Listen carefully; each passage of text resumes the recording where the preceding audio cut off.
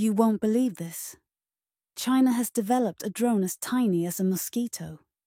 Yes, so small that if it lands on your ear, you'd think it's just a bug. But here's the twist. It's not a bug. It's a high-tech spy. Now imagine this. A drone so light, it floats through the air without a sound. No noise, no trace. It's powered by a motor thinner than a human hair and a battery the size of a fingernail. But its mission? Powerful enough to leave top-level spies in shock. This drone can quietly sneak into a house, an office, even a war zone. It won't knock, it won't ask permission. It simply enters, gathers data, and disappears like it was never there.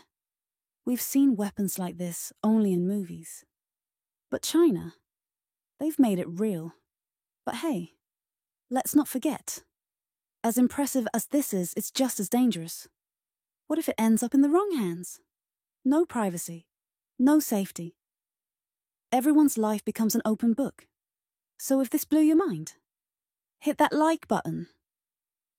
And if you want more jaw-dropping stories like this, don't forget to subscribe.